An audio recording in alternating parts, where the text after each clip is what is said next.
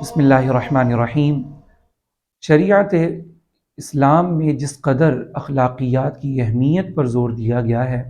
کسی اور شریعت میں ہمیں اس کی مثال نہیں ملتی۔ اس چیز کا اندازہ نبی کریم صلی اللہ علیہ وسلم کے اس ارشاد گرامی سے لگایا جا سکتا ہے،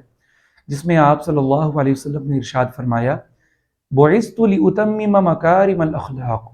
میری تو بعثت ہی اخلاقی اقدار کی تکمیل کے لیے کی گئی ہے۔ اور جو آج حدیث مبارکہ میں بیان کروں گا، اس سے بھی آپ اس بات کا اندازہ کریں گے کہ دین اسلام میں اخلاقیات کی کس درجہ رعایت کی گئی ہے۔ صحیح بخاری اور صحیح مسلم میں حضرت ابو سعید خدری رضی اللہ تعالیٰ عنہ سے روایت ہے کہ نبی کریم صلی اللہ علیہ وسلم نے ارشاد فرمایا، ایاکم والجلوس فی الطرقات، کہ تم راستوں میں بیٹھنے سے بچو۔ صحابہ اکرام نے عرض کیا، یا رسول اللہ، ما لنا بد من مجالسنا نتحدث فیہا، یا رسول اللہ ہمارے پاس تو اس کے علاوہ کوئی اور چارہ نہیں ہے، یعنی یا تو گھروں میں اس قدر جگہ نہیں، یا کوئی اور متبادل ایسا مقام نہیں ہے جہاں پہ ہم اپنے دوستوں، اہل و عیال کے ساتھ دنیا کی یا دیگر امور پر گفتگو کھل کر سکیں۔ تو آپ صلی اللہ علیہ وسلم نے ارشاد فرمایا، فَإِذَا أَبَيْتُمْ إِلَّا الْمَجَالِسَ فَأَعْطُوا الطَّرِيقَ حَقَّهَا، اگر تمہارے پاس اس کے علاوہ کوئی اور چارہ نہیں اور ضروری تم یہاں ہی بیٹھو گے گفتگو کے لیے، تو پھر تمہیں چاہیے کہ راستوں کا حق ادا کرو، راستوں کو ان کا حق دے دو۔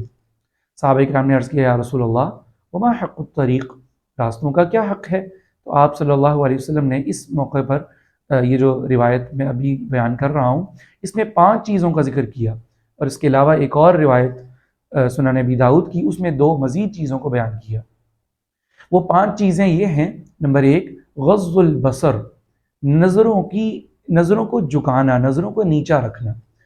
اب دیکھیں یہاں پہ ضروری نہیں کہ راستوں سے عورتیں گزرنے رہی ہوں گی تو ان کی شرم و حیا کی وجہ سے اس کا کہا گیا، بلکہ بعض اوقات ایسا ہوتا ہے کہ مرد حضرات بھی، اور راستے میں گزرنے والا کوئی بھی ایسا شخص وہ یہ چیز ناپسند کرتا ہے کہ کوئی اسے ٹکٹکی باندھ کر دیکھے راستے میں بیٹھ کر کہ وہ کہاں سے آ رہا ہے، وہ کدھر جا رہا ہے، وہ کیا چیز لے کے آ رہا ہے، اس کا لباس کیسا ہے، اس کی حیت کیسی ہے، تو وہ اس چیز کو برا سمجھتا ہے، اس کو اچھا نہیں سمجھتا۔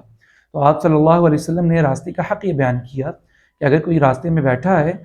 تو اسے چاہیے کہ وہ اپنی نظروں کو جھکا کر رکھے راستے میں بیٹھ کر۔ دوسرا حق بیان کیا، وکف الاذی عن الطریق، کوئی بھی ایسی چیز جو راستے میں تکلیف پہنچانے والی ہو وہ نہ کرے، اور اگر کیا جا رہا ہو تو اس سے روکے، اس کو دور کرے۔ تیسرا حق یہ بیان کیا، ورد السلامی، سلام کا جواب دے۔ سلام کرنا ویسے تو مستحب ہے، ثواب کا کام ہے، لیکن اگر کوئی سلام کرے تو پھر اس کا جواب دینا واجب ہے۔ تو راستوں میں بیٹھنے والے کو اس حق کی ضرور پاسداری کرنی چاہیے۔ اس کے علاوہ آپ صلی اللہ علیہ وسلم نے ارشاد فرمایا، والامر بالمعروف والنہی عن المنکر، اسے چاہیے کہ وہ نیکی کا حکم کرے، وہاں سے گزرنے والوں کو نیکی کی تلقین کرے، یا پھر اگر وہ کسی برائی کو دیکھے تو اس برائی سے منع کرے۔ ایسا نہیں ہے کہ وہ اپنے سامنے کسی برائی کو ہوتے ہوئے دیکھے تو وہ کہے کہ میرا اس سے کوئی لینا دینا نہیں، بلکہ اسے چاہیے کہ اگر وہ کوئی برا کام ہوتے ہوئے، خلاف شرع کام ہوتے دیکھے تو وہ اسے منع کرے، اسے روکنے کی کوشش کرے۔ اسی طرح دوسری روایت میں جو آپ صلی اللہ علیہ وسلم نے ارشاد فرمایا، اس میں ایک یہ تھا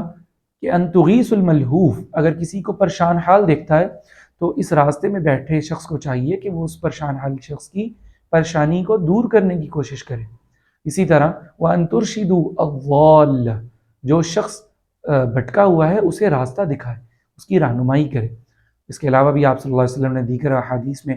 اور حقوق بھی بیان فرمائے کہ جس طرح کے راستوں میں گندگی نہ ڈالی جائے اور وہاں پہ اپنی حاجتوں کو راستوں میں پورا نہ کیا جائے۔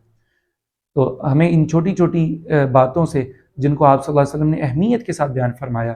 قربان جائیے اس خوبصورت اور پیارے دین پر، جس میں آپ صلی اللہ علیہ وسلم نے ہمیں اس قدر اخلاقیات کا درس دیا کہ راستے میں بیٹھے ہوئے بھی ہمیں ان تمام چیزوں کا اور ان کے حقوق کا خیال کرنے کا ارشاد فرمایا۔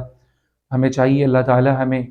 راستوں کے حقوق بھی اور دیگر تمام اخلاقیات کے شعبے جن پر آپ صلی اللہ علیہ وسلم نے اپنی امت کو توجہ دلائی، ان پر عمل کرنے کی توفیق نصیب فرمائے۔